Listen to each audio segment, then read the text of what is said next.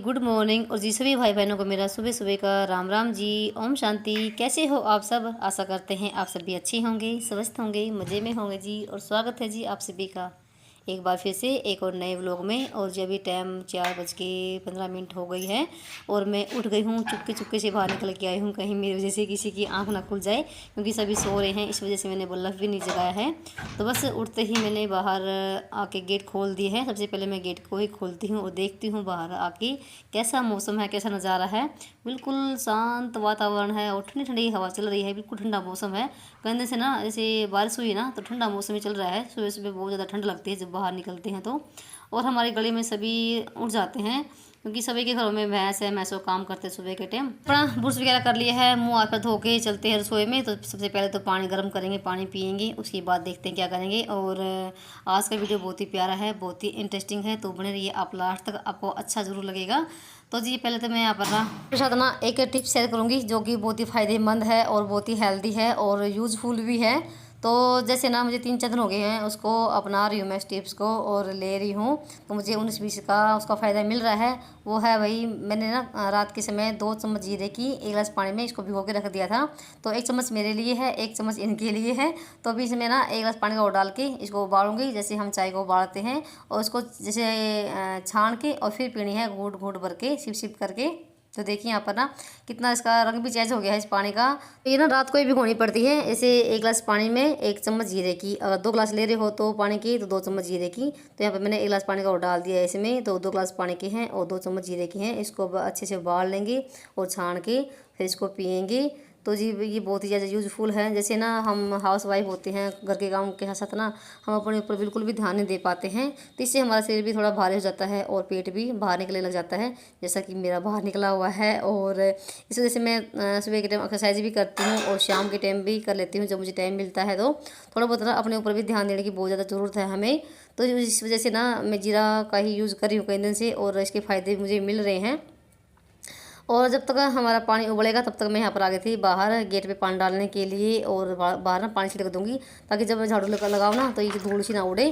तो सुबह के टाइम ना गेट पे पानी डालना बहुत ही शुभ होता है, बहुत ही अच्छा होता है सुबह सुबह गेट पे पानी डालना। तो बस यहाँ पर मैंने ये भी काम कर दिया है और फिर बाद में लगाऊंगी झाड़ू, तब तक मिट्टी सी दब जाएगी। नहीं तो जब झाड़ू लगाते हैं ना बहुत ज़्यादा धूल सी उड़ती है, फिर वो अंदर जाती है और अपने ऊपर भी। तो देखिए यहाँ पर मैंने बाहर रैप को धो दिया है। और सुबह सुबह ना भाई ये काम करें ना तो घर के लिए बहुत ही ज़्यादा मतलब कि फ़ायदेमंद है। तो यहाँ पर देखिए अभी आगे थे मैं अंदर, तो हमारा पानी बिल्कुल उबल गया है और उसको छान लेते हैं 1 गिलास में। तब तक मैं अपना दूसरे फ़ोन में निकाल लेती हूँ बाबा की कमेंट्री जो कि लाइव चली होती है। तो 3 बजे से लाइव शुरू हो जाती है। तो अभी योग भी करेंगे। और एक बहन का जो कमेंट आया था ना पहले एक वीडियो में कि आप मेडिटेशन क्यों करती हो और आपने कब से स्टार्ट किया, तो इस पे ये वीडियो है। तो आज भी इसके बारे में थोड़ी बहुत बात करूँगी आपसे ऐसे ही काम करते करते। तो वैसे डायरेक्ट तो मैं आपके साथ फेस टू फेस बात नहीं कर पाऊँगी, तो वीडियो में ही बताऊँगी थोड़ा बहुत ही। तो जी यहाँ पर अभी पानी छान लेते हैं और मैंने लगा दिए हैं बाबा के अभी गाने। और मैंने तो यहाँ पर ना अपना पानी छान लिया है और इनका मैं अभी रख दूँगी इसी टोपिए में, क्योंकि अभी ये अब उठे नहीं हैं। जब उठेंगे जब इनको दे दूँगी। और बस यहाँ पर ना अभी मतलब ज़्यादा गर्म है, थोड़ा सा ठंडा हो जाएगा तब पियेंगे। और उसको रख देती हूँ टोपी में ढक के और चलते हैं अभी आंगन में। तो आंगन में बैठ के पियेंगी और थोड़ा सा देर योग करेंगे।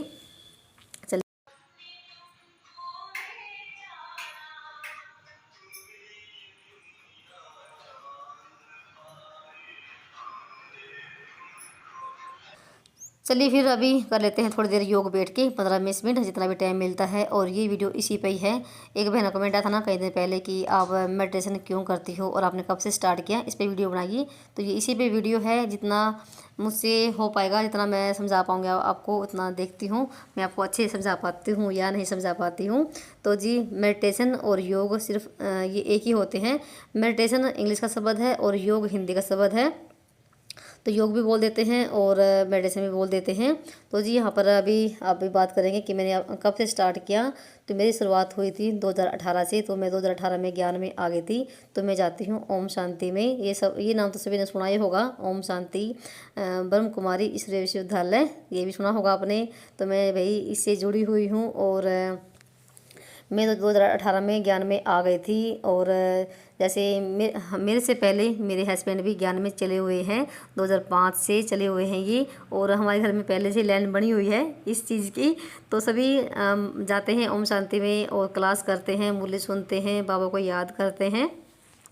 मेरे हस्बैंड के बाद फिर मेरी सास भी जाने लग गई, फिर उसके बाद मेरे देवर जाने लग गए।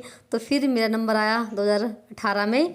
और जब से मैं जा रही हूँ और सुबह के टाइम से जल्दी उठना, अमृत वेला करना, और अमृत वेला के बाद जैसे 5 बजे नहा धो के फिर 5 साढ़े 5 बजे जाती हूँ ओम शांति में मुरली सुनने के लिए। आधा घंटा चलती है मुरली 4 पेज की।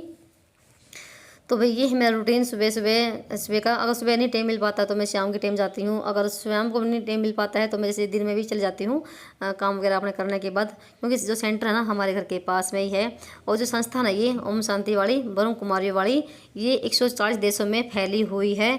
140 तो देश हो गए, और फिर कस्बे हो गए, शहर हो गए, गाँव हो गए। तो भाई ये संस्था बहुत ज़्यादा फैली हुई है। और इस संस्था को आज से नहीं, ये 1936 से ये चल रही है।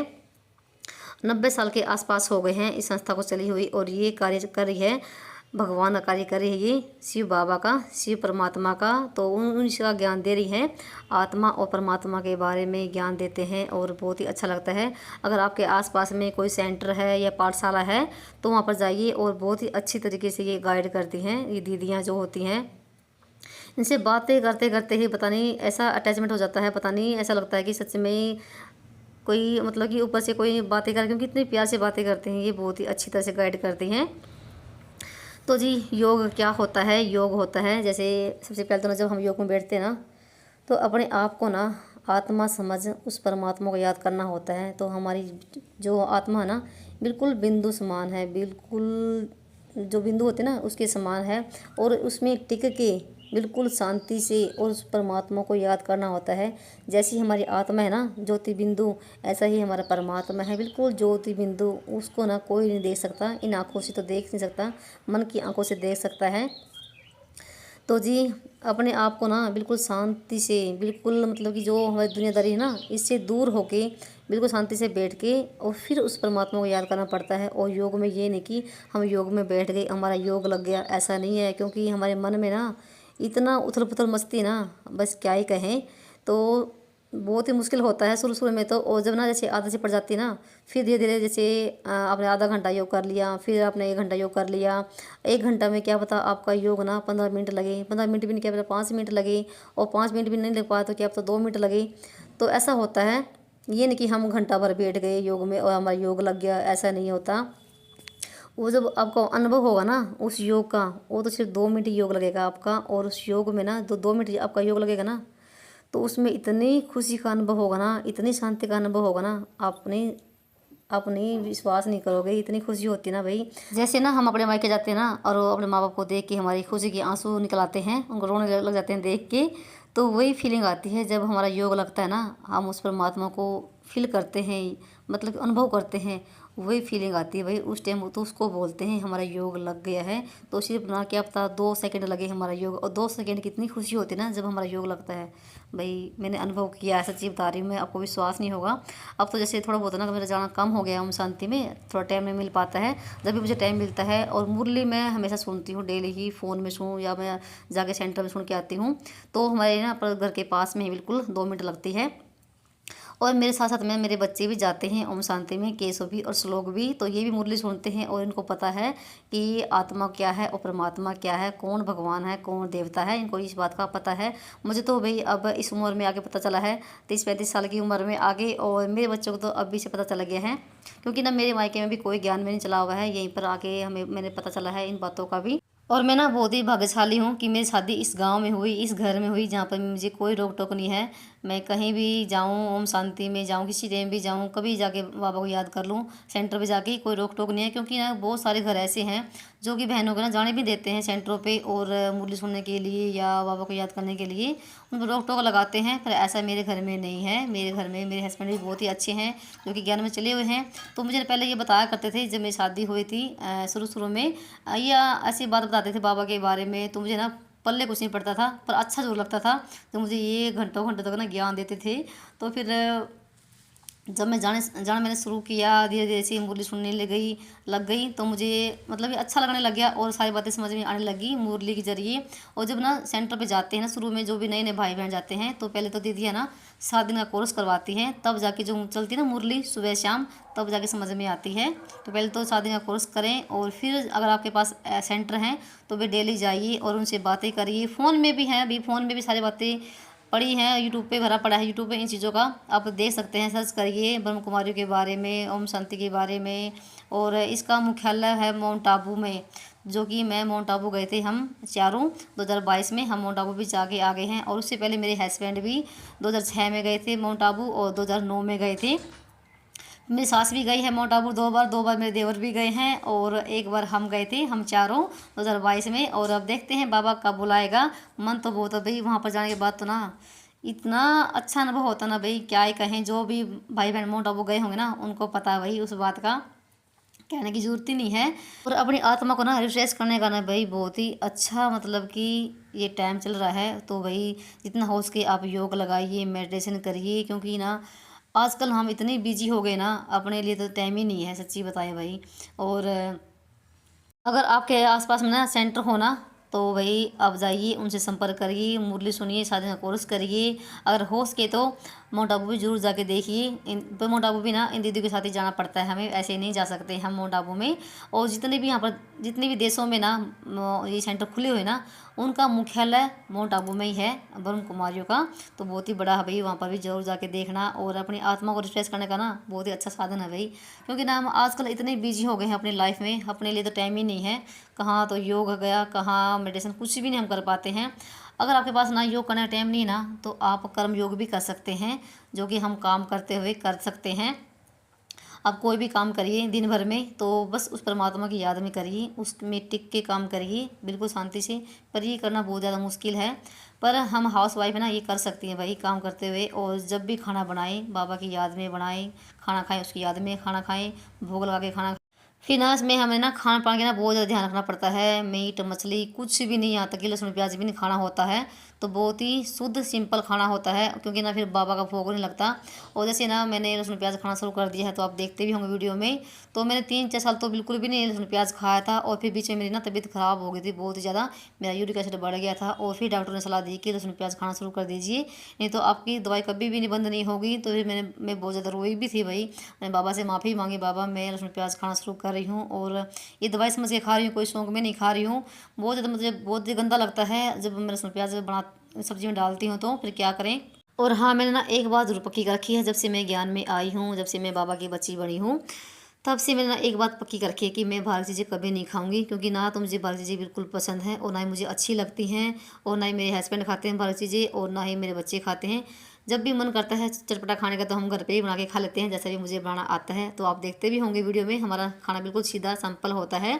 मुझे ये लगता है पता नहीं उस जहाँ जो लोग चीज़ें बनाते हैं बाहर की, पता नहीं उसने कैसे बनाई होगी, किसकी याद में बनाई होगी, उसके दिमाग में क्या चल रहा होगा जब वो खाना बना रहा था। ये सब चलता है मेरे दिमाग में। और जैसे बाबा बोलता है ना, जब भी खाना बनाएं मेरी याद में खाना बनाएं, उसका टेस्ट ही न्यारा होता है जब हम बाबा की याद में खाना बनाते हैं, भगवान की याद में खाना बनाते हैं। उसका असर भी हम सब पे पड़ता है भाई, हमारे परिवार पे। मैं ना बचपन से ना शिव शंकर की पूजा करती थी और उसको एक ही मानती थी। और मुझे अब पता चला है कि आगे कि शिव अलग है, शंकर अलग है।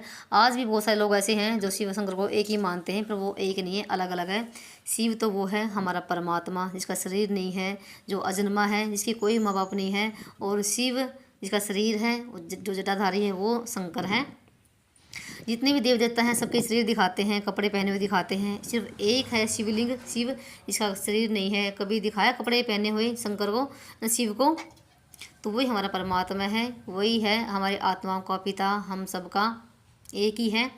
नाम अलग अलग हैं, परमात्मा एक ही है। कोई किसी नाम से पुकारता है, कोई किसी नाम से पुकारता है। और ना ज्ञान का तीर ना क्या पता भाई किसको कब लग जाए। जैसे मुझे लगा शादी के कम से कम 5-6 साल बाद मैं ज्ञान में आई थी, और अभी भी चली हुई हूँ। और ना हमारे गले में ना कोई नहीं जाता ओम शांति में, सिर्फ मैं जाती हूँ या मेरे घर वाले जाते हैं। तो उम्मीद करती हूँ मैं आपको कुछ समझ में आया होगा, मैं आपको कुछ समझा पाई होंगी अच्छे से। और अपना फ़ोन में देख लीजिए, यूट्यूब अपना भरा पड़ा है इस चीज़ों का। ये था मेरा आज का रूटीन। तो आपसे बातें करते करते मेरा सारा काम हो गया है। तो उम्मीद करती हूँ आपको ये वीडियो अच्छा लगा होगा। अच्छा लगा हो तो वीडियो को लाइक करिए, शेयर करिए, सब्सक्राइब करिए और एक प्यारा सा कमेंट भी कर दीजिए। तो जी यहाँ पर अभी ये भी आगे थे काम पे से, तो मैंने बनाई है चाय मेरे लिए और इनके लिए। सारा काम करने के बाद ना चाय पीने का सुकून ही अलग होता है, तो चाय पियेंगे और वीडियो कहीं पर करूँगी एंड। मिलेंगे आप सबको एक और नए व्लॉग में, तब तक के लिए बाय बाय, राम राम जी, ओम शांति सभी भाई बहनों को।